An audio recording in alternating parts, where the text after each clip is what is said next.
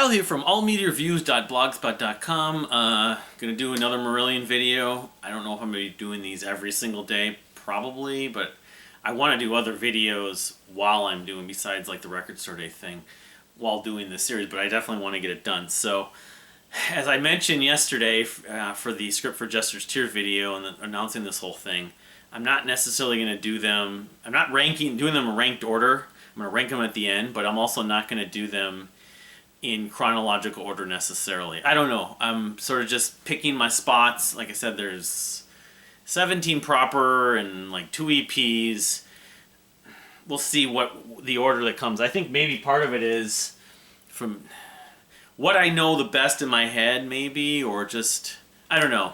It's not in favorites necessarily either. I may save some of my favorites, some of the higher ranked ones later. I don't know. Then again, I may do some because the one I'm doing today is up there. So I'm doing the most recent one, Fear, or F Everyone and Run, which came out in 2016. Of course, Marillion, I have the vinyl here. I have the CD, I think. I'm like 99.9% certain I have the compact disc. Where it is, I would have figured I would have stumbled across it somewhere when I went through all these CDs over the last 4 or 5 months, especially. But it's here, I think. But anyway, it kind of makes me think I should buy another one because I kind of remember having it. And it was like the cover here on the vinyl. It was a glossy, like digipack kind of thing. But anyway, so this album came out in, I want to say it was like the fall, like September. Yeah, it was like September of 2016, maybe October even. Later in 2016, I guess. Maybe I need to start doing that, and I'll look up the actual dates. Let's see here, because I remember I saw them on the tour for it in October of 16. And it wasn't that long after it had been released. I remember it was a very new album. It's not like it had come out earlier in the year I'd known it. Of course, I associate that time frame with, that's when my wedding happened in September of 16. So, but let's just see here. Yeah, it was September 23rd. Yeah. It was literally the day before the official release date. I think my pre-order or something like that had come in. I don't remember I made a video about it, I'm pretty sure. So, but here it is. It's their last record. They're going to put out a record sometime soon, maybe more likely in 2022, but I don't know, by the end of the year. Maybe you'll have a late year release of the new record from Marillion that they've been talking about on social media and on YouTube. And but as far as this album, this is now 5 years old. A lot of people loved it. A lot of the fans loved it. A lot of the fans, and a lot of the reviews, like the critical reviews, it's a double disc, that's right, were praising it. A lot of them, not all of them, but compared to the previous records, like Songs That Can't Be Made and Happiness is the Road, a lot of people liked it more. A lot of people said it was their best album since Marbles. Some people said it was their best album since Afraid of Sunlight or even Brave. I would say it's from a structure of the way it's, the structure of the album, it's got what is in effect 3 epics and then a couple more tracks. I thought there was 2. Anyway, well, 3 tracks actually. And I think of it in that way. Even though, like on Spotify, I just listened to it on Spotify for the first time ever, and they're all the movements are separated out by tracks. So the 3 epics: El Dorado, The Leavers, and The New Kings. The thing I remember also about this album, when they did announce it and they were going to share a track, they shared The New Kings, if I'm not mistaken, the whole thing, which is like 20 some odd minutes. But now listening to it, I know why I never fully got attached to it. Like the last album that I really just played the to death was Marbles, from the last new album, because all the albums since have all sort of had their highlights, but haven't been just addictive where I want to hear it again and again and again and again. These certain songs that just get in your head. There's not that many earworms on this record, really. That I've listened to it I don't know how many times, and I think I loved a lot of that, but where are the earworms? That being said, there's some amazing moments, and so I kind of feel like, well, maybe it was praised higher than I would praise it. At the same time, people that aren't into the modern Marillion, they don't like the recent Marillion, or would even say this is even close to the stuff with Fish or even Brave, I don't necessarily agree with that, because there's a lot to love on this record, and I do think I find it is better than Sounds That Can't Be Made and The Happiness Is the Road and Somewhere Else.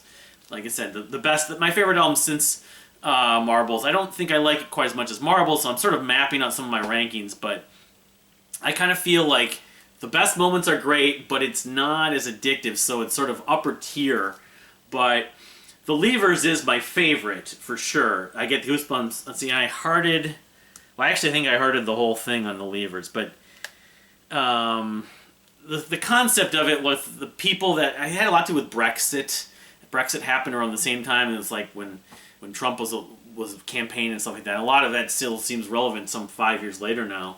But talking about people that didn't want, when the UK was going to leave the European Union, they were going to leave and flee. In fact, I know someone, I don't know if it was around that time, but he did go to Russia on some of the message boards. But let's see, the jumble of Days and One Tonight. The Jumble of Days is just, it's just so goosebumps, so dreamy, so like fetal position, melancholy. You know, I get those when I hear the Steve Rothery guitar parts and some of H's impassioned vocals. But just to talk a little bit more about the rest of the record, El Dorado, I remember when this album came out, I liked El Dorado, but I kept on thinking I was going to like it more. And while it has some moments, Gold, I think maybe is one of them, the one I like the most. It still is the weakest of the three epics on here, but it's not bad. I mean, the whole canon of Marillion's epics, El Dorado would be probably toward the bottom. Not obviously the worst thing they ever did as far as an epic goes, but it's not up there as compared to, even the rest of the epics. And then the New Kings, like I said, that came out, and there's parts of that with the guitar part, even though it's slow, it sucks you in, and you get kind of immersed by it. But I mean, I would say that El Dorado, the Levers, and the New Kings and the Levers both have that element. They're really effective with where the music takes you. It kind of, I don't know, it gives you goosebumps. It's sort of, they come up with something you don't expect, a texture, guitar texture, something like that, or, and some of the dynamics. I'll also say that the shorter tracks, White Paper and Living in Fear, I both enjoy. Especially, I think it's White Paper. The second half of that gets really good. I can't remember if that's the one or one of the epics has this where it goes back and forth, where it goes, slow, loud, slow, loud. It goes back and forth. The dynamic shifts almost in a pattern. But it's still a record that I'm probably still learning to appreciate, but it's been 5 years, and granted, I've listened to so much other music, especially in the last 5 years, but really, since my, sort of the peak of my Marillion fandom, that I probably haven't given this album, some of the more recent albums, as much time as if they had come out in the 90s or the early 2000s. So I don't know this record as much as I would know something like Afraid of Sunlight or Season's End or, Clutching at Straws. So someday this may actually hit me over the top, and I may fully embrace and agree with the praise that it's received. That being said, though, I still like it a lot. And I'm very curious about the new record, though. From some of the comments about the new upcoming album, it's not going to resemble this as much, because what this strikes me as, again, it's very methodical.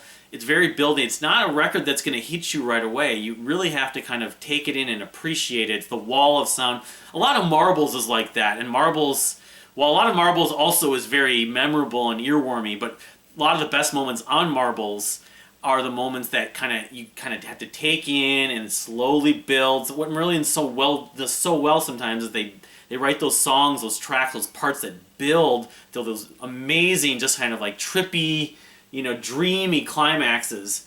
Sort of like a lot of bands like Fate's Warning does the same thing, and it's almost more fulfilling in some sense, in that you get more, you have a reason to listen to the longer pieces and to listen to the whole song over and over again, and eventually it kind of sinks in. But yeah, Fear, I mean, it's F Everyone and Run. I mean, it's the concept of it, I don't know, what was I thinking about? The Rush's Locked Doors on the New Kings the New Kings, I think I pretty much, Rush's Locked Doors and Why Is Nothing Why Is Nothing Ever True were the two maybe biggest highlights of that. Living in Fear is the one of the songs they released as a single, one of the singles. Tomorrow's New Country I don't love, I don't hate. The only thing I'll say is listening to, I think it was Believers on Spotify. I really don't like the way they separate all the tracks like this on Spotify, but it like ends like the climax. I think it's either that or on New Kings. One of the climax, I think it is on maybe the Remainers or the Vapor Trails in the Sky, like just stops and then goes on. The transition doesn't sound fluid, whereas I imagine when you have the CD on or you have the vinyl on, you don't deal with that as much. But anyway, yeah, so this is, I mean, it's a nice jacket and stuff, but this is Fear, you know, so that's 2 down and whatever we got, 15 plus to go on the Marillion. What's your take on Fear? Also, what are your thoughts on the upcoming Marillion album, all you Marillion fans out there? But thank you for watching. Please give it a like and subscribe, and we'll see you next time.